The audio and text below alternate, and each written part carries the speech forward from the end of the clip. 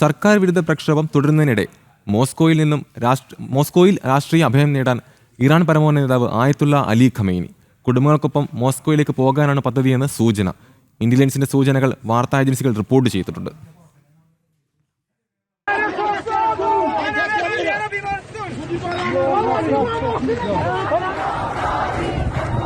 പത്ത് ദിവസത്തോളമായി ഇറാനിൽ കലാപം തുടരുകയാണ്. കറൻസി വിലയിടിവിനെ തുടർന്നാണ് പ്രക്ഷോഭം ആരംഭിച്ചത്. വിവിധ നഗരങ്ങളിൽ കലാപം പടർന്നു പിടിച്ചതോടെ ഇറാനിൽ അരക്ഷിതാവസ്ഥയായി. സർക്കാർ ഓഫീസുകൾ വരെ കയ്യേറി സമരക്കാർ പ്രതിഷേധം രേഖപ്പെടുത്തിയ സാഹചര്യത്തിലാണ് അയത്തുള്ള അലി ഖമൈനി രാജ്യം വിടാനൊരുങ്ങുന്നത്. മോസ്കോയിലേക്ക് കടക്കുകയാണ് പദ്ധതിയെന്ന് ഇറാൻ ഇന്റലിജൻസ് ഏജൻസികളെ ഉദ്ധരിച്ച് അന്താരാഷ്ട്ര വാർത്താ ഏജൻസികൾ റിപ്പോർട്ട് ചെയ്യുന്നു. 86 വയസ്സുള്ള ഖമൈനിയും കുടുംബവും ഒന്നിച്ച് രാജ്യം വിടാനാണ് ആലോചന. നേരത്തെ കലാപം തണുപ്പിക്കുന്നതിനുള്ള ഇടപെടൽ ഖമൈനിയുടെ ഭാഗത്തുനിന്ന് ഉണ്ടായിരുന്നു. പ്രക്ഷോഭത്തിന് പിന്നിൽ ന്യായമുണ്ടെന്ന വിശദീകരണവും അദ്ദേഹം നൽകി.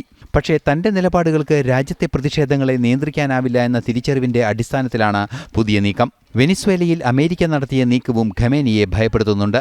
നേരത്തെ സിറിയൻ ഏകാധിപതി ബഷാർ അൽ അസദിനും റഷ്യ രാഷ്ട്രീയ അഭയം നൽകിയിരുന്നു. ഇന്റർനാഷണൽ ഡെസ്ക്, ജനം.